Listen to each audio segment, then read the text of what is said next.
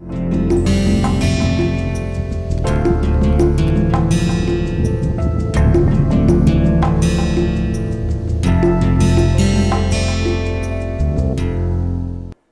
us start this lecture with a thought process from Rudyard Kipling, who says, "Gold is for mistress, silver for the maid, copper for the craftsman cunning at his trade.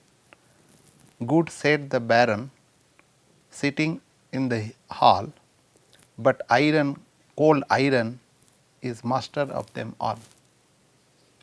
So, this is a beautiful poem written by Rudyard Kipling, who was talked about iron, and which is the master of all the metals that we have discussed till now. We have discussed a lot of metals in ancient India which were being used, and today we will be discussing about iron making in ancient India. So, a question might be coming to your mind, why is iron important for our life? If you look at, iron is one of the most widely used metals, accounting for around 95% worldwide of metal production at this moment. And why it is being used very profusely? Because of fact that it is having very low cost with high strength. Therefore, it is being used profusely in engineering applications, even in our day to day life, like if you look at alpine, safety pin, nail, hammer, lot of other places we do use in our day to day life apart from the engineering application. But engineering application, some of the examples I am just giving you, not all, that is machinery, automobiles, ships, engineering components, building materials, and several of them. So, therefore, that is very important. And if you look at in India, we are having iron production which is increasing. This is the blue lines, it is in million tons. Of course, 2013 people are escalating it to higher level, in the sense people are thinking of something around maybe 270 million tons per year they want to produce. And earlier days, of course, iron ores were being exported, but once we started enhancing our production and also utilization in the local markets, then naturally the oil export, ore export, iron ore exports have been decreasing trend. That is a good thing. Instead of selling these iron ores in a very low value, you can have a product, add the value to this iron, and then you can sell it. That is the better way than what I remember when I was a kid. I am in Odisha, like we were selling this iron to Japan, iron ores to Japan, not iron, at a throwaway price. So, it is good that we are doing, and it is not that currently iron being used profusely, but irons also were used in ancient time. Let us look at the iron ore, which is basically a mixture of rocks and iron oxide predominantly, but some other metal impurities might be there. It can have different colors, like dark gray, bright yellow, or deep purple to rusty red, and of course, from this color one can identify the iron ores, different kinds. Some of the iron ores which are available in India are magnetite, hematite, limonite, and siderites. But hematite is being predominantly available in our country, which is color is shown in this diagram, and which corresponding to basically rusty red kind of things. And of course, the magnetite is little different than that, it is having more shining, and magnetite is the ore which is which can attract the iron because it is having magnetic properties. So, if you look at iron ore deposits, you can find various parts starting from the south side to the all regions in the eastern side, in the even the middle of India, MP, and even Maharashtra and Gujarat, and then even West Bengal, Jharkhand, several area. Most of the parts of India except few places like Gangetic Plains and then Himalayan region, like India is having a large deposits which are scattered around across the country. So, let us look at now the how the iron were being used in ancient India. If you go to Harappan period, people couldn't find much use of iron.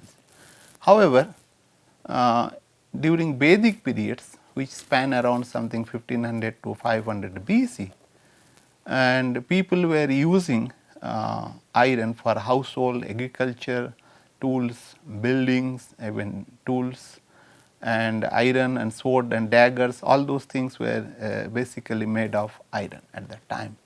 And a lot of evidence are being found out, that is Lodhal. You might be remembering that Lodhal, which is located in Gujarat, is a part of Harappan civilization.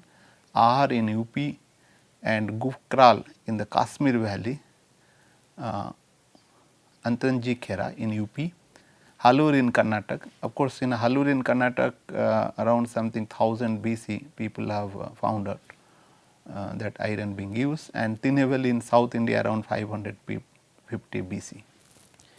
Beside this, you can find during this Mauryan kingdom and after that Kanishka kind of things like Chandragupta, Asoka and King Hubisca, that periods people were using the iron, swords, daggers, agriculture tools, coins, clamps and several other things they were using. And during 1 to 100 CE, iron spearheads, nails, of course, apart from the other things what are being described earlier like swords, dagger and coins and clamps, their evidence is being found out in Piprawa in UP region. And of course, you people will be very much aware about Restless iron pillar, which is located now in New Delhi. Earlier it was there, that belongs to something 500 CE. And 600, 1200 CE, lot of iron being used in various places, but most remarkable is the iron beams which are used in temples of Konark, Puri and Bhubaneswar, you will find. And of course, after 1200 and then till 1800s, apart from other day to day equipments and tools and then other items, the iron were profusely used for making iron guns and cannons in a big way. Those evidence are being found in Tanjore, Bijapur, Muzaffarnagar and several other places, which I will be discussing about them, some of them. Let us look at where people found these irons, and they in the left hand side it is shown the various places, and here it is the years, and this side is basically, if you look at, this is CE and this side is BCE, before Common Era and after Common Era.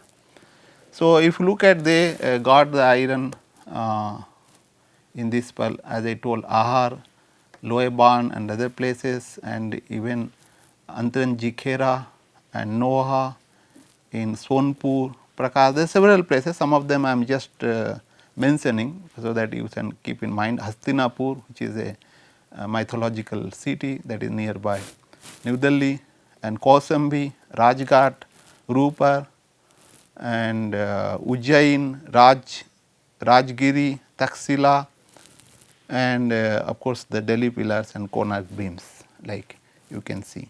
That means people started using around something maybe 1300 BC or little bit more, because this is the error bar which is shown, that this can be from this. For example, if I take about this thing, then this will be basically from 1400 to 1200, that range. It cannot be that exact.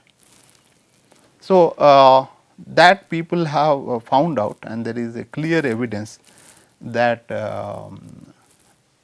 Indians were using irons profusely, starting from something around 1300 BC onwards.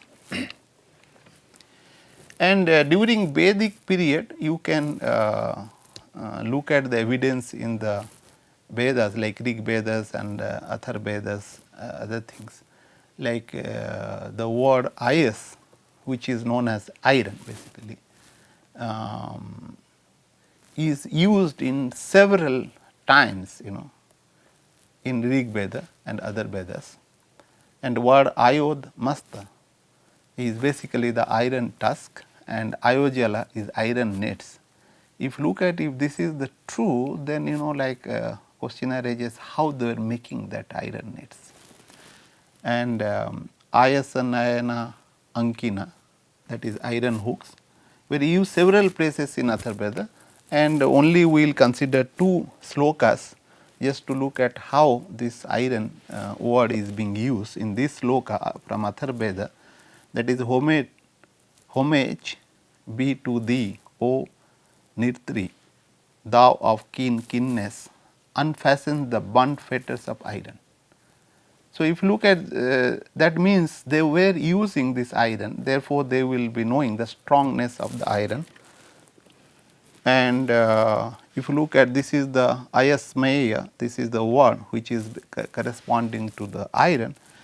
Thou wast bound here it an iron post, bridled with death that are 1,000. And this is this sloka is basically from Atharvaveda also. And if you look at the earliest iron age sites in South India, is located in Halur in Karnataka and Adi Chanalur in Tamil Nadu, which dates back to the around 1000 BC. And iron in the epic periods, if you look at which is around something 500 BC to 100 BC, I have taken a sloka from Manusmriti, and again this is aya means basically the iron, and it says Mani Mukta Pravalanang Tamrasya Rajatasya Cha Ayang Kanswapalanang Cha Dwadasang Kananata. So, you can see that even again iron being used here. Of course, for this people have found out evidence by the from the excavated items. And let us look at evidence of iron uses in ancient India from Arthashastra by Chanakya, which is around 300 BC. And he has described various weapons, namely swords, arrows, satagni. Satagni means killer of hundreds. I do not know how they were doing that, that is one has to find out. And axes, spades, breastplates, armors, etc., which these items he has mentioned in his text, and which are made of iron, and this is being taken basically Arthashastra by Chanakya, edited by R. Samsastri. This text not only talks about the uses of irons, also talked about how one can really mine it and what is to be done, and there is a very clear cut that there is a system of making, training the people how to mine, and also the manage the mining process and other thing. For example, what the sloka I have taken from R.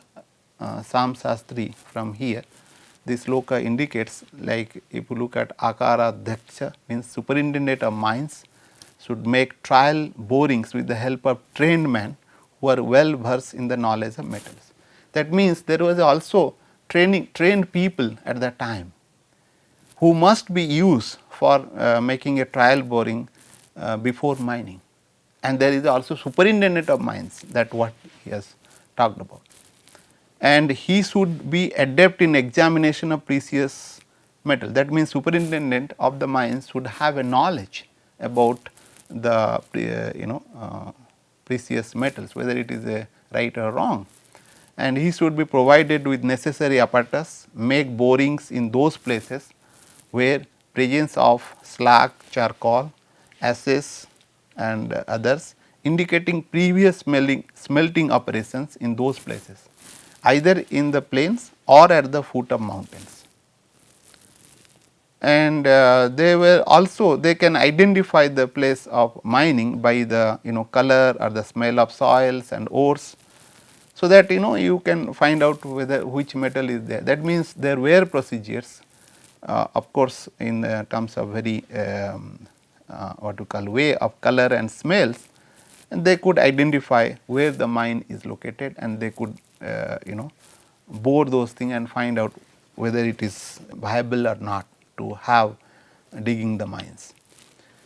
And in this text, description about ores, mines of gold, silver, copper, iron, tin and precious stones are being mentioned.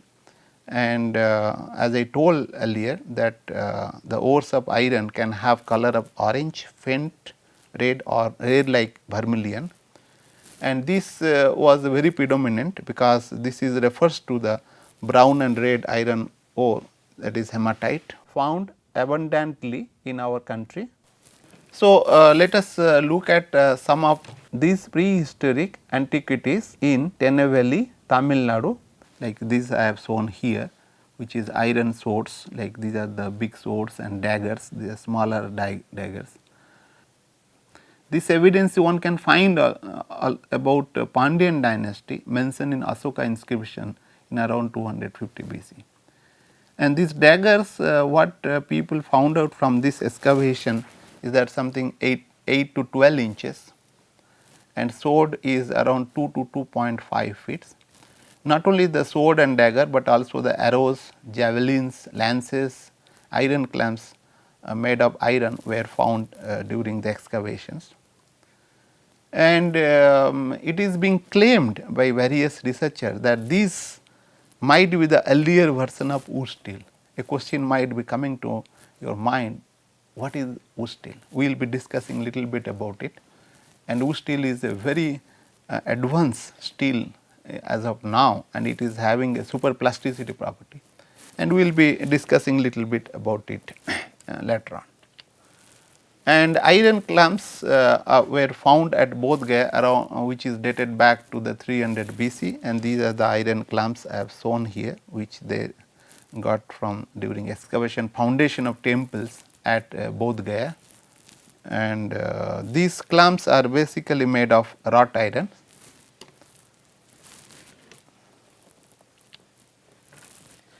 And we know that Ayurveda was flourishing in our country, and so also the surgery. The surgery book is Sushruta Samhita, and surgery was conducted in ancient India, and which we had discussed little bit, but 125 surgical instruments made of iron were being mentioned in the Sushruta Samhita. Some of the pictures I have shown here, which is quite complex, how they are making so minute tools which can be used for surgery. That is a one question really bothering me, and even today it is difficult to manufacture them. So, those manufacturing techniques of course are not available as of now, but one need to find it out how they were doing at that time.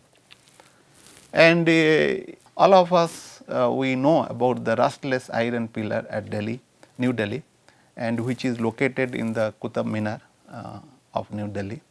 And this is the picture what you will get here, and which is located.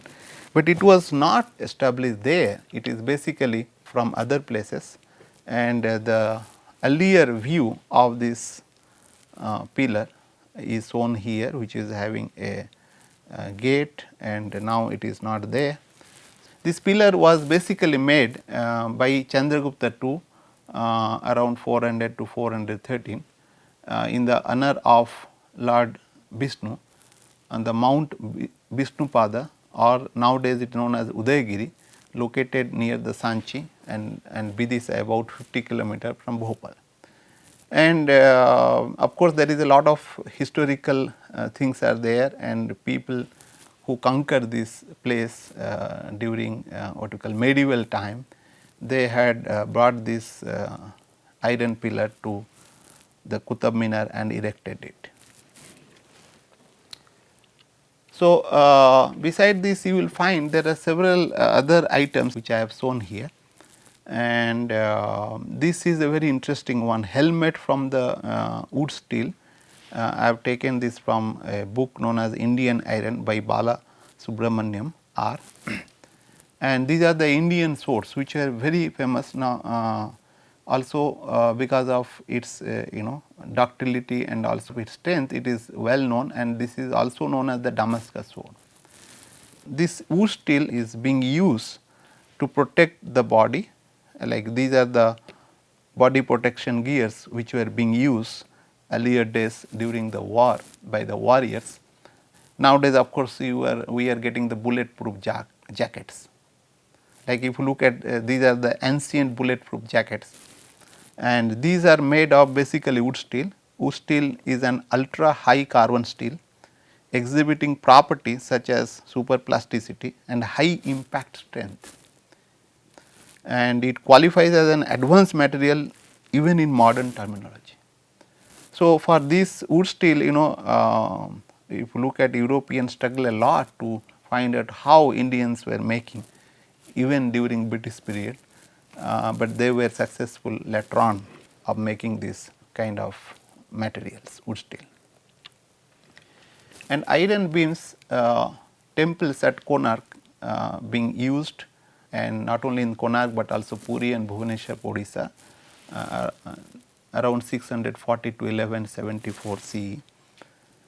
And this is the temple, of course, which is there in this door nearby this place. These iron beams are being used, and it has been claimed that in the entire world, the Indians were the first to use the beam, for taking the structural load, and which was a very unique experiment, and they had done it successfully because the load due to the stone will be very, very high, and that could be taken by these iron beams. It is not only this Konark temple they have used. In the garden temple at Puri, number of iron beams at the lintels of door is something 95 people found out.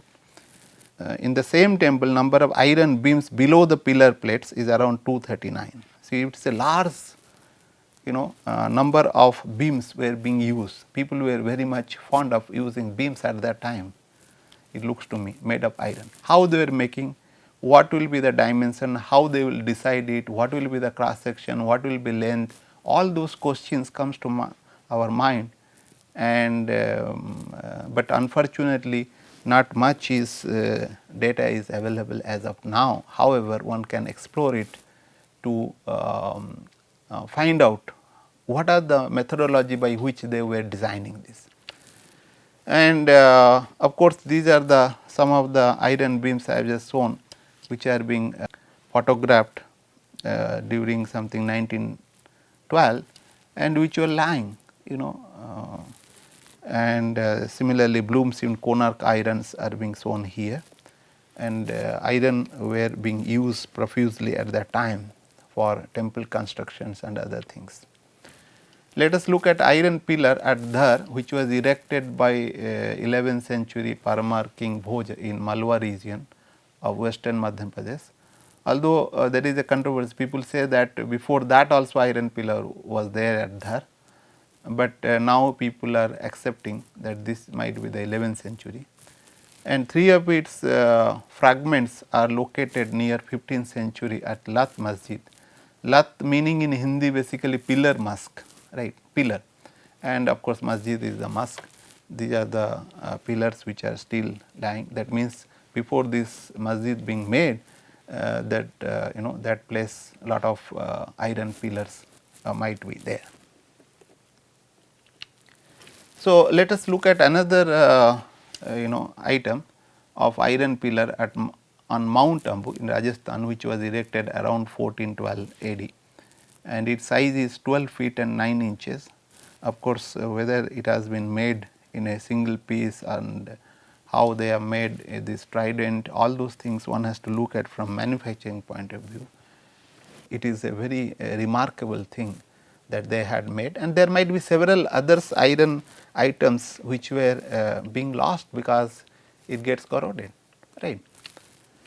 And if you look at this during medieval times, lot of guns and cannons were made out of iron.